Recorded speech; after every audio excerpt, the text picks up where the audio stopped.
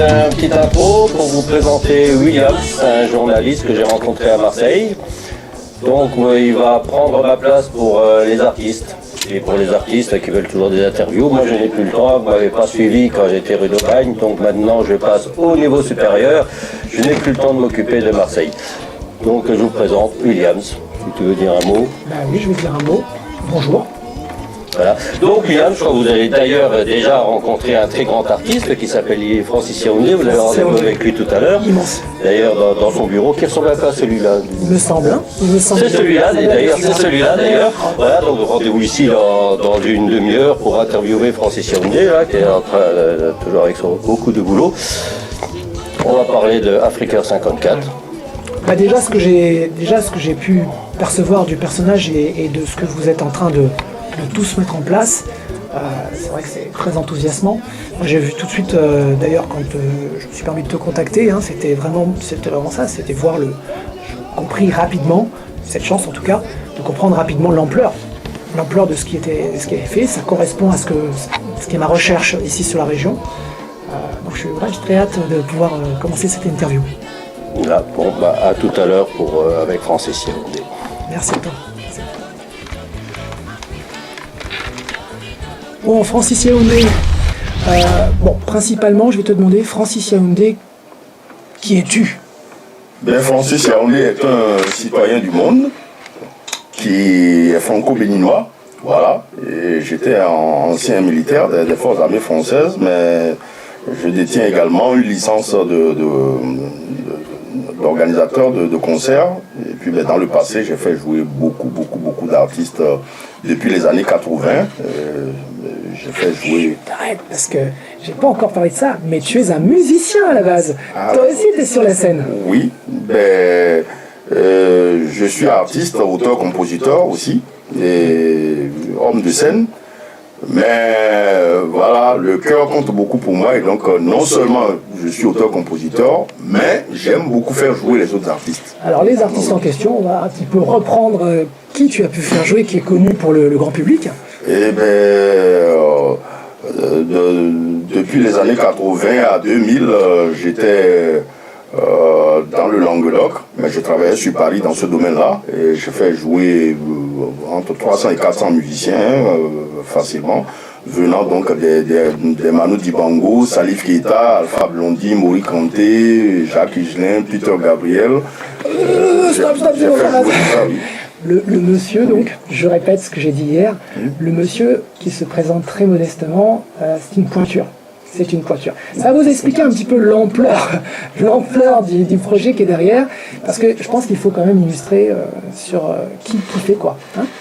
Donc, avec beaucoup de personnes autour de toi quand même, hein, tu vas mettre en place un projet pharaonique à la mesure de l'Afrique, Africa 54. Oui. Parle-moi ça. Africa 54, c'est pour répondre et apporter une petite solution, sinon apporter notre petite pierre à l'édifice en ce qui concerne l'actualité, l'une des actualités les plus importantes de notre époque, le problème des migrants, donc tous ces cortèges de morts des migrants dans la Méditerranée. Donc ça fait depuis des années que ça dure et le pape François n'arrête pas de donner l'alerte comme quoi la Méditerranée est devenue le cimetière des migrants. Et voilà, donc quand on est malade et quand on a les maux de tête, on va chercher les médicaments, le Doliprane ou les Feralgan. Et c'est aussi simple que cela. Il faut trouver une solution à ces drames. Et donc Africa 54, c'est un peu comme un ensemble des restos du cœur de Coluche sur l'ensemble du continent africain et l'Emmaüs de l'abbé Pierre. Donc Africa 54, il faut faire manger les gens. Il y a des enfants qui naissent de parents pauvres. Un étudiant qui n'a pas mangé depuis 2-3 jours, comment peut-il s'occuper de ses études, de ses leçons? Donc ceux qui sont nés de parents riches, tant mieux, mais ceux qui sont nés de parents pauvres, il faudrait qu'il y ait des structures du genre sur le continent africain pour qu'ils manger, se soigner, soigner les gens, je veux dire, soigner les gens, trouver du travail aux jeunes, Si on rassemble ces deux structures, ben, c'est des milliers d'emplois. Donc sur le plan continental, ça sera aussi des milliers d'emplois. Et puis ben, l'éducation, ben voilà. Alors là, tu pars, parce que tu es un homme, tu l'as dit toi-même, tu es aussi un homme qui a été un militaire. Oui. Là, ton armée, c'est une armée d'artistes. Oui. Tu vas faire une suite, voilà, tu vas envoyer une cohorte, une armée d'artistes oui. qui te suivent, bien sûr, par amitié, bien sûr. Oui, je suis quelqu'un de très ouvert. Et comme je le disais tout à l'heure, avant même l'interview, ben, dans le passé, ben, j'ai fait jouer des gens qui faisaient du Jacques Brel ou du riz. Moi, j'ai pas de limite. La diversité culturelle, c'est comme du sel dans la sauce. Et notre monde actuel, notre société a besoin de cela. Et donc, Afrique 54, déjà, ben, c'est beaucoup de concerts. Sur un quinquennat culturel renouvelable. Un quinquennat culturel renouvelable, c'est-à-dire d'ici 2019, 2029, 2030. Parce que 54 États en Afrique, c'est beaucoup, n'est-ce pas? Mais on ne peut pas faire ça en 2 jours. Et donc, il y a donc la cause des migrants, mais aussi la joie de faire jouer des artistes de tous les horizons. Y compris, je me permets, oui. Y compris de Marseille. De Marseille, oui. Des artistes marseillais peuvent aller jouer au Palais des Sports de Cotonou, au Bénin, au Palais des Congrès de Lomé au Togo, s'ouvrir aux autres mondes, parce que c'est bien de s'ouvrir aux autres mondes. On apprend beaucoup quand on voyage, et je ne t'apprends rien puisque tu voyages beaucoup. Et bien voilà, et d'apporter aussi quelque chose dans notre système en France, voilà, apporter de la joie, de la diversité, parce que les gens travaillent, et ils ont besoin de s'amuser, de vivre. Je veux parler des gilets jaunes. Quand les gens y travaillent, c'est pour avoir de l'argent, c'est pour s'amuser. Et il faut que les pouvoirs politiques comprennent que tout ce monde mérite de bien vivre. Voilà. Et nous sommes aussi dans cette lutte. Le bien-être, c'est pour tout le monde. Voilà. L'égoïsme nous conduira à des guerres et des divisions. Nous y sommes déjà. Et donc, il faut apporter des solutions. Ceux qui essayent de jouer sur les questions de couleur, de peau, de religion, nous, dans notre organisation, nous disons non. C'est une sorte de république des actes humains. Donc, république des actes humains, nous excluons tout ce qui est acte inhumain. Eh bien, il est blanc, il est noir, il est jaune. Il fait partie de l'espèce humaine. Et il mérite de bien vivre, de bien voyager, de bien manger, de bien s'amuser, de bien danser, de s'acheter une belle voiture, de vivre. Voilà. Et puis c'est terminé. Il faut bien vivre. Parce que derrière tout le discours de Francis, il y a une inspiration importante. Je vais nommer l'abbé Pierre, Sœur Emmanuel, je vais nommer Mohamed Ali, Martin Luther King, Jean Ziegler, Jean-Paul II, Gandhi, Aimé Césaire. Voilà. Et Papa Samuel Ochofa aussi. Samuel Ochofa. Parle-moi de Papa Samuel Ochofa. Justement, c'est ce que nous poursuivons. Et nous sommes 7 milliards, plus de 7 milliards sur Terre, 7 milliards 600 millions.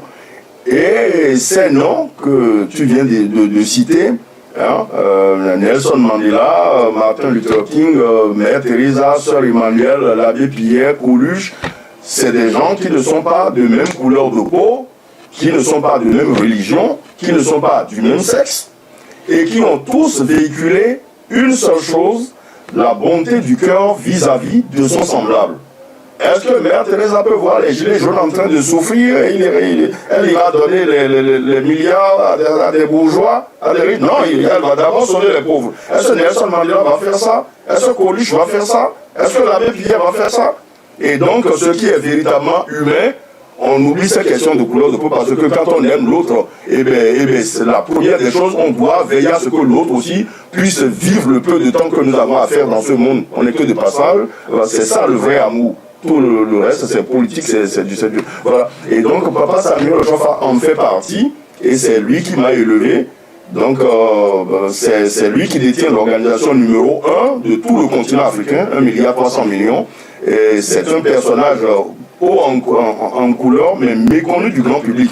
Je crois qu'il arrive en tête, en numéro 1 de tout le continent africain. C'est quelqu'un, puisqu'il m'a élevé une partie de mon enfance, je peux parler de ce que j'ai vu en direct.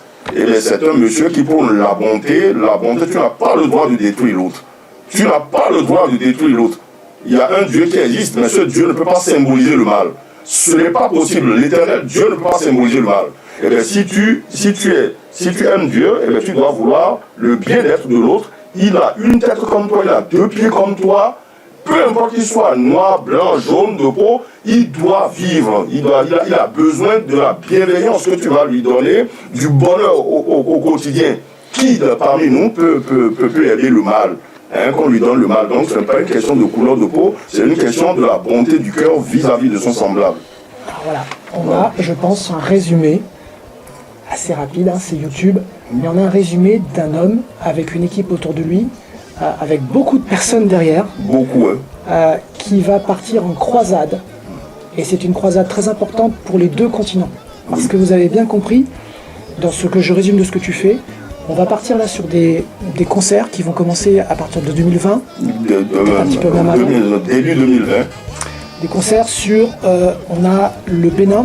Le Bénin, le Togo, le Burkina Faso, la Côte d'Ivoire, le Cameroun, le Sénégal, et après les Antilles, et même des concerts en France aussi, avec pour promouvoir ces valeurs-là. Alors, donc on a vraiment quelque chose d'énorme. Vraiment, on est à Marseille, mais là c'est une sardine d'espace. Et la porte est ouverte aux artistes ou ceux qui aiment ce que nous disons. La porte est ouverte. J'avais effectué de nombreux voyages dans les pays d'Afrique, au Niger, Bénin, Togo, Burkina Faso, Côte d'Ivoire, avec des amis métropolitains. Ils sont de Montpellier, ils sont de Marseille, ils sont de Paris. Et bien là, j'en viens là. Je suis revenu d'Afrique il y a à peine 5 semaines. Et j'étais avec un jeune ami métropolitain qui est complètement ensoleillé, content de découvrir de nouvelles choses, des choses qu'il n'avait jamais vues auparavant. Et je dis, ben, voilà, c'est de ça qu'on a besoin, de vivre de bonnes choses au lieu de continuer à se détruire sur la terre. Donc voilà, je pense que vous avez, j'ai rien d'autre à ajouter. Ceux qui ont des oreilles écoutent, entendent. Et puis ça se passe à Marseille, on a une grande chance, ça se passe à Marseille, c'est un truc énorme. Ceux qui ont ouvert les oreilles, ils ont tout à gagner. Merci à vous, merci Francis. Merci beaucoup.